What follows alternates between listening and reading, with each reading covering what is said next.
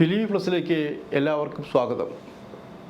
ഇന്ന് മമ്മൂട്ടിയുടെ ഭാഗ്യ സിനിമയെക്കുറിച്ചും മമ്മൂട്ടിയുടെ പ്രിയ നഗരത്തെക്കുറിച്ചാണ് പറയുന്നത്. എല്ലാ നടന്മാർക്കും ജീവിതത്തിൽ അങ്ങനെ ചില സംഭവങ്ങൾ ഉണ്ടായിട്ടുണ്ട്. ഇപ്പോൾ മോഹൻലാലിന് ചോദിക്കുന്നു, മോഹൻലാലിന് ഇഷ്ടപ്പെട്ട നഗരം ഏതാണെന്ന് ചോദിച്ചാൽ കോഴിക്കോട് എന്നേ പറയുള്ളൂ.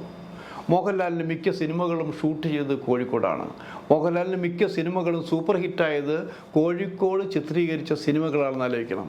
അപ്പോൾ ഓരോരുത്തർക്കും പ്രിയപ്പെട്ട നഗരങ്ങളുണ്ട് എന്നുള്ളതാണത്. മമ്മൂട്ടിയെ സംബന്ധിച്ച് പ്രിയപ്പെട്ട നഗരം ചെന്നൈയാണ്. അത് എല്ലാ സിനിമകളും ഹിറ്റായത് കൊണ്ടല്ല, അവിടെയാണൊരു ഭാഗ്യ സിനിമയുണ്ടായത് മമ്മൂട്ടിക്ക്. മമ്മൂട്ടി ഇവിടെ ഈ കേരളത്തിൽ MTയുടെയും ചില സിനിമകളിൽ അഭിനയിച്ചെങ്കിലും അവിടെ പോയത് മേള എന്ന സിനിമയിൽ അഭിനയിക്കാൻ വേണ്ടിയാണെന്ന് ആലോചിക്കണം. മേള എന്ന സിനിമയിൽ അഭിനയിക്കാൻ മുമ്പ് അന്ന് മദ്രാസ്, ഇപ്പോൾ വലിയ മദ്രാസിലെ സിനിമ ഷൂട്ടിംഗ് കുറവത്, അന്ന് മലയാള സിനിമകളുടെ എല്ലാ കേന്ദ്രങ്ങളും ഉള്ളതെന്ന് പറഞ്ഞാൽ മദ്രാസിലാണെന്ന് ആലോചിക്കണം. അവിടെയാണ് ശ്രീനിവാസനാണ് ശരിക്കും മേളയിലേക്ക് മമ്മൂട്ടിയെ കൊണ്ടുവരുന്നു വെച്ചാൽ നല്ല സുഹൃത്തുക്കളായിരുന്നു. അവിടുത്തെ ഒരു പ്രത്യേകത എന്ന് വെച്ചാൽ കാശുള്ളവനും ജീവിക്കാം, കാശില്ലാത്തവനും ജീവിക്കാം എന്നുള്ളതാണത്. അതിന് ഉദാഹരണം വെച്ചാൽ മലയാളികൾ അവിടെ ചെന്നുപെടുന്ന മലയാളികൾ താമസിക്കാൻ തിരഞ്ഞെടുക്കുന്ന ഒരു ഇടത്തരം ഹോട്ടലുകളുണ്ട് ധാരാളം. ഒന്ന് ആർക്കെ ലോഡ്ജ്, അത് നുങ്കമ്പക്കമാണ് സ്ഥലം. നുങ്കമ്പക്കം എന്ന് പറഞ്ഞാൽ നുങ്കമ്പക്കത്ത് ആർക്കെ ലോഡ്ജ്, അതിന് എതിർ റോഡിലുള്ളതാണ് രാജ് ഹോട്ടൽ. രാജാണ് കേട്ടോ, ടാജ് അല്ല, അത് തെറ്റിദ്ധരിക്കരുത് ആലോചിക്കണം. അപ്പോൾ രാജ് ഹോട്ടലും ആർക്കെ ലോഡ്ജും മലയാളികൾ തിങ്ങി നിറഞ്ഞിരിക്കുന്ന ഒരു സ്ഥലമാണ്. അതിനടുത്താണ് നുങ്കമ്പാക്കം പോലീസ് സ്റ്റേഷൻ. ഈ പോലീസ് സ്റ്റേഷൻ്റെ തൊട്ടടുത്താണ് വേലു മിലിറ്ററി ഹോട്ടൽ. സിനിമയുമായി ബന്ധപ്പെട്ട് എല്ലാവർക്കും ഇതെല്ലാം അറിയാവുന്നതാണ്. വേലു മിലിറ്ററി ഹോട്ടലിൻ്റെ ഒരു പ്രത്യേകത എന്ന് വെച്ചാൽ അവിടെ നല്ല ഫുഡ് കിട്ടും, വെറൈറ്റി ഫുഡ് കിട്ടും, എപ്പോഴും തിരക്കാണ്. മാത്രമല്ല അവിടെ നമുക്കൊന്നും പോയി കഴിക്കണം, ഒരു 5 പേർക്ക് കഴിക്കണമെങ്കിൽ ഈ ഗാരേജിങ്ങിനായിട്ട് പിടിച്ചാൽ മതി. ആ 5 പേർക്ക് അതിനൊരു പ്രത്യേക വാക്കുകളുണ്ടെന്നാണ്. അത് കൊണ്ടുവന്നാൽ 5 പേർക്ക് സുഖമായിട്ട് ഭക്ഷണം കഴിക്കാം. പിന്നെ അവിടെ പോയിരുന്ന് കഴിക്കണമെങ്കിൽ മീനിൻ്റെ തലയുണ്ട്, ബ്രെയിൻസ്, പലതരത്തിലുള്ള ബ്രെയിനുകൾ റോസ്റ്റ് ചെയ്ത് കിട്ടും. അങ്ങനെ എല്ലാ രീതിയിലും വലിയ ചാർജില്ല കേട്ടോ. അപ്പോൾ അങ്ങനെ സുഖമായിട്ട് ജീവിക്കാം. അപ്പോൾ മമ്മൂട്ടി ശ്രീനിവാസനും ഒരു സ്ഥലത്ത് താമസിച്ചെങ്കിലും കുറേയും കൂടി സൗകര്യത്തിന് വേണ്ടി, അതായത് നുങ്കമ്പാക്കത്ത് രാജ് ഹോട്ടലിലോ ആർക്കെ ലോഡ്ജിലോ താമസിച്ചാലുള്ള സൗകര്യം എവിടേക്ക് വേണമെങ്കിലും നമുക്ക് പോകാം. ഇപ്പോൾ റെയിൽവേ സ്റ്റേഷനിൽ പോകാം, എല്ലാവർക്കും ഒരു തുല്യ ദൂരം പോലെ സൗകര്യമാണെന്ന് ആലോചിക്കണം. അങ്ങനെയാണ് മമ്മൂട്ടി രാജ് ഹോട്ടലിലേക്കാണ് മാറിയെന്ന് ആലോചിക്കണം. അപ്പോൾ അവിടെ താമസിച്ചുകൊണ്ട് ഈ KG ജോർജിൻ്റെ മേളയിൽ അഭിനയിച്ചു. അതിന് 5000 രൂപയാണ് മമ്മൂട്ടിക്ക് പറഞ്ഞു ഉറപ്പിച്ചത്. 1500 രൂപ ക്യാഷായിട്ട് കൊടുത്തു, 3500 രൂപയുടെ ചെക്കും കൊടുത്തു. അങ്ങനെ ഹാപ്പിയായി നാട്ടിലേക്ക് പോകാൻ നിൽക്കുകയാണ്. പോകുമ്പോൾ ശ്രീനിവാസിൻ്റെ പ്രത്യേക അനുഗ്രഹമുണ്ടായിരിക്കുന്നു, മോനെ ഈ സിനിമ റിലീസ് ചെയ്താൽ നീ രക്ഷപ്പെടും. കാരണം മേള അത്തരത്തിലുള്ള സിനിമയാണ്. മാത്രമല്ല KG ജോർജിൻ്റെ ഒരു സ്പെഷ്യൽ സിനിമ കൂടിയാണെന്ന് ആലോചിക്കണം.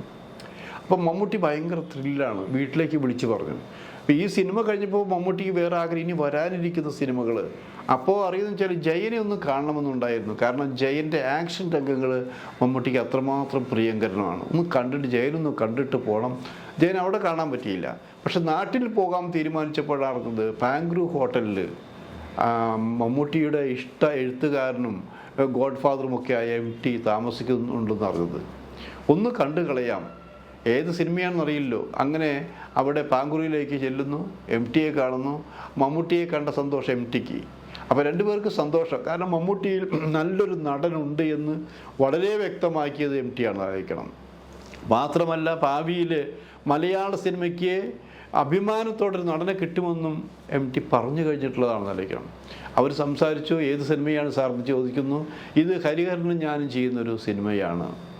അപ്പോൾ ആ ഒരു സിനിമ അങ്ങനെ ചെയ്യുമ്പോൾ അതിന് എഴുതി കഴിഞ്ഞിട്ടില്ല. അപ്പോൾ എഴുതിക്കൊണ്ടിരിക്കുമ്പോൾ നമ്മൾ തമ്മിൽ കണ്ടത് നന്നായി. അപ്പോൾ മമ്മൂട്ടി ചോദിക്കും, ഇതിൻ്റെ ഒരു പേര്, ഇതിൻ്റെ വളർത്തു മൃഗങ്ങളെന്നാണ് ഇതിൻ്റെ പേരിട്ടിരിക്കുന്നത്. അപ്പോൾ അത് ഞങ്ങൾ 2 പേരുമാണ് ചെയ്യുന്നത്. ഇതിൽ നായകവേഷം എന്തായാലും ഇല്ല, പക്ഷേ മമ്മൂട്ടിക്ക് ഒരു നല്ലൊരു വില്ലൻ വേഷം ഞാനിതിൽ തയ്യാറാക്കാം.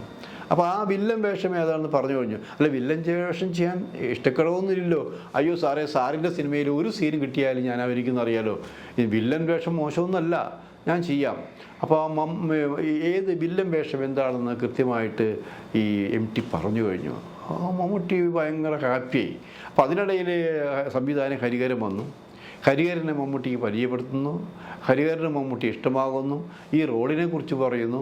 അങ്ങനെ മേളയോടൊപ്പം തന്നെ മേള റിലീസ് കഴിഞ്ഞ് കഴിഞ്ഞാൽ ഈ പടമാണ് തൻ്റെ ഒരു പ്രത്യേക പടം, അതൊരു വില്ലൻ പരിവേഷമുള്ള പടം എന്ന് വിചാരിച്ചുകൊണ്ട് മമ്മൂട്ടി കേരളത്തിലേക്ക് പോവുകയാണത്. അപ്പോൾ ഷൂട്ടിംഗ് ഡേറ്റ് എല്ലാം അറിയിക്കാം പറയുന്നു. അതിനിടയിൽ ഷൂട്ടിംഗ്, വളർത്തുമൃഗങ്ങളുടെ ഷൂട്ടിംഗ് തീരുമാനിക്കുന്നു. പക്ഷേ അതിൽ മമ്മൂട്ടി ഇല്ല. മമ്മൂട്ടിക്ക് പകരം KP ഉമറിനെയാണ് തീരുമാനിച്ചത്. സത്യത്തിൽ വേദന തോന്നി മമ്മൂട്ടിക്ക്. എങ്കിലും തൻ്റെ തുരുപ്പിച്ചിട്ട് എന്ന് പറയാവുന്നൊരു സിനിമ മേള റിലീസ് ചെയ്യാൻ പോവാണ്. മേളയുടെ റിലീസിങ് ഡേറ്റ് എല്ലാം തീരുമാനിക്കുന്നു. തീരുമാനിച്ചു കഴിഞ്ഞു. സന്തോഷത്തിലാണ് മമ്മൂട്ടി. അതിനിടയിൽ മമ്മൂട്ടിയുടെ പ്രിയ പത്നി സുലു വിളിച്ചു പറയുന്നു, ജയൻ ഇതാ ആക്സിഡൻറ്റിൽ മരിച്ചു എന്നൊരു വാർത്ത വന്നിട്ടുണ്ട്, അതൊന്ന് ശ്രദ്ധിക്കണമെന്ന് പറയുന്നു. അന്നിന്നെ പോലെ മൊബൈൽ അങ്ങനെ ഒന്നുള്ളല്ലോ. മമ്മൂട്ടി വാർത്ത അറിയുന്നു, ജയൻ മരിക്കുന്നൊരു വാർത്തയാണ് വന്നിരിക്കുന്നത്. അപ്പം എന്താ സംഭവിച്ചിരിക്കുന്നത്? അവിടെ ഒരാൾ മരിച്ചു കഴിഞ്ഞാൽ, ഒരു പ്രിയപ്പെട്ട നടൻ മരിച്ചു കഴിഞ്ഞാൽ കച്ചവട കണ്ണുള്ളവരെന്താ അത് വിറ്റ് കാശാവും നോക്കും. അപ്പോൾ അതുവരെ ജയൻ്റെ സിനിമകൾ, ജയൻ ഇഷ്ടപ്പെടാത്തവരും ജയൻ്റെ സിനിമകൾ പൂർത്തിയാക്കാത്ത എല്ലാം കൂടി ജയൻ്റെ സിനിമകൾ പെട്ടെന്ന് റിലീസ് ചെയ്യാനുള്ള ഒരു ഒരുക്കത്തിലായിരുന്നാലേക്കണം. അങ്ങനെ ആ ഒരുക്കത്തിൽ ഒരു 4-5 സിനിമകൾ ജയൻ്റേതായി തിയേറ്ററിൽ വരികയാണത്. അപ്പോൾ എന്ത് സംഭവിച്ചു? മേളയുടെ റിലീസിങ് അതിന് തിരക്കിൽപ്പെട്ടു പോയി എന്നാലോചിക്കണം. അപ്പം മേള കാണേണ്ടവർ പോലും ഈ ജയൻ്റെ സിനിമ കാണാൻ ഇടിച്ച് കയറി എന്നുള്ളതാണ്. അത് ഈ മേള എന്ന സിനിമയ്ക്ക് ഒരു ദൗർഭാഗ്യമായ ഒരു ദിവസങ്ങളാണ് സമ്പാദിച്ചത്. കാരണം മിക്കവരെല്ലാവരും ഒരുമാതിരിപ്പെട്ടവർ ജയൻ്റെ സിനിമ കാണാൻ പോയി എന്നുള്ളതാണ്. ജയൻ്റെ സിനിമ കാണാൻ പോകുന്നതിനിടയിൽ മേള കാണാൻ പലരും സമയം കണ്ടെത്തിയില്ല, പലരും കഴിഞ്ഞില്ല എന്നുള്ളതാണ്. ചുരുക്കം പറഞ്ഞാൽ മേളയ്ക്ക് കിട്ടേണ്ട ഒരു ഹിറ്റ് മേളയ്ക്ക് ലഭിച്ചില്ല. മേള അവിടെ സാമ്പത്തികമായിട്ട് ഒരു പരാജയമായിരുന്നു എന്നാണ് പറയുന്നത്. പക്ഷേ സിനിമ കണ്ടവർ എല്ലാവരും മമ്മൂട്ടി വിളിക്കുന്നു. സിനിമയ്ക്ക് കളക്ഷൻ കുറഞ്ഞോട്ടെ, സിനിമ ഹിറ്റായിലേക്ക് പോട്ടെ, ഈ സിനിമ ഒരു ഭാഗ്യമാണ് മമ്മൂട്ടിക്ക് ആലോചിക്കണം. അത്രമാത്രം വളരെ മനോഹരമായിട്ട് മമ്മൂട്ടി അഭിനയിച്ചിരിക്കുന്നു. മമ്മൂട്ടിക്ക് മതി ഈ സിനിമ രക്ഷപ്പെട്ടാൽ മതി. അപ്പം അതിനിടയ്ക്ക് ഒരു കോൾ വന്നു. കുര്യൻ വർണ്ണശാല എന്നുള്ള കലാ സംവിധായകൻ മരിക്കുന്നതാണ്. അദ്ദേഹത്തിൻ്റെ ഒരു സിനിമ ഷൊർണൂരിൽ തുടങ്ങാൻ പോവുകയാണ്. അതിൽ മമ്മൂട്ടിക്ക് നല്ല റോളുണ്ട് എന്ന് പറയുകയാണത്. അവിടെ ഷൊർണൂരിലേക്ക് മമ്മൂട്ടി പോകുന്നു, അഭിനയിക്കുന്നു. പക്ഷേ ആ സിനിമ ചില കാരണങ്ങൾ കൊണ്ട് റിലീസ് ചെയ്യാൻ പറ്റിയില്ല. അതവിടെ നമ്മളൊരു ഫ്രീസിലായിപ്പോയി. പക്ഷേ ഈ സിനിമയ്ക്ക് വേണ്ടി അന്നത്തെ പ്രശസ്ത നിർമ്മാതാവായ ഹരി പോത്തൻ വിളിക്കുന്നു മമ്മൂട്ടിയെ. മമ്മൂട്ടി, ഈ സിനിമ ഇതിലെ ഉഗ്രനായിരിക്കുന്നു, നിങ്ങൾ മലയാള സിനിമയെ വസന്തമായി മാറുമെന്ന് പറയുന്നു. അത്തരം സന്തോഷങ്ങൾക്കിടയിലാണ് മമ്മൂട്ടി ഇരിക്കുന്നത്. പക്ഷെ ഷൊർണൂരിൽ മമ്മൂട്ടിയെ കാണാൻ വന്ന ഈ സിനിമ കാണാൻ വന്നവരുടെ കൂട്ടത്തിൽ, മമ്മൂട്ടിയെ കാണാൻ വന്നവരുടെ കൂട്ടത്തിൽ അന്നത്തെ സെഞ്ചുറി കൊച്ചുമോനുണ്ടായിരുന്നതാണ്, ജൂബിലി ജോയ് ഉണ്ടായിരിക്കണം. ജൂബിലി ജോയ് ഒരു സിനിമ സ്വന്തമായി ആദ്യമായി ചെയ്യാൻ പോകുന്നു, ജോഷിയെ വെച്ചുകൊണ്ട് ആ രാത്രി എന്നുള്ള സിനിമ. അതിൽ നായകൻ മമ്മൂട്ടിയാണ്. ആ സിനിമ ഹിറ്റായി തുടങ്ങുന്നു. പിന്നെ മമ്മൂട്ടിക്ക് തിരിഞ്ഞു നോക്കേണ്ടി വന്നില്ല. പക്ഷേ അവിടെയും സങ്കടകരമായൊരവസ്ഥ ഉണ്ടായിരുന്നു. മമ്മൂട്ടി അഭിനയിച്ച കുര്യൻ വർണ്ണശാലയുടെ അന്തിച്ചൂപ്പ് എന്നുള്ള സിനിമ ഇനി എപ്പോഴും റിലീസ് ചെയ്യാൻ പോകുന്നു. ആ സിനിമ റിലീസ് ചെയ്യുമ്പോൾ മമ്മൂട്ടിക്ക് ഒരു ദോഷമായി ഭാവിക്കുമെന്ന് ചിലർ പറയുന്നു. മമ്മൂട്ടി ഒറ്റ വാക്കേ പറഞ്ഞുള്ളൂ, അതും ഞാൻ അഭിനയിച്ച സിനിമയാണ്, ഞാനിപ്പോൾ വളർന്നു കഴിഞ്ഞു, അത് റിലീസ് ചെയ്യുകയോ ചെയ്യാതിരിക്കുകയോ ചെയ്യട്ടെ, ഞാൻ എൻ്റെ വഴിക്ക് സഞ്ചരിച്ചു കൊണ്ടിരിക്കുന്നു. കഴിഞ്ഞതെല്ലാം മറക്കാതെ മമ്മൂട്ടി ഇപ്പോൾ സൂക്ഷിക്കുന്നത് തനിക്ക് ഭാഗ്യം കൊണ്ടുവന്ന് പറഞ്ഞ മേള എന്നുള്ള സിനിമയും തനിക്ക് പ്രിയപ്പെട്ട നഗരമായി മാറിയ ചെന്നൈയുമാണെന്ന് ആലോചിക്കണം. നമുക്ക് ഓരോരുത്തർക്കും അങ്ങനെ പ്രിയങ്കരങ്ങളായ പലതും ഉണ്ടായിരിക്കും. അപ്പോഴും നമ്മൾ എത്ര ഉയരത്തിൽ ചെന്നാലും അതൊക്കെ മറക്കാതിരിക്കുക. മമ്മൂട്ടി മേളയെ മറന്നിട്ടില്ല, മമ്മൂട്ടി തനിക്ക് പ്രിയപ്പെട്ട നഗരത്തെ മറന്നിട്ടില്ല, ഒന്നും മറന്നിട്ടില്ല എന്നാണ്.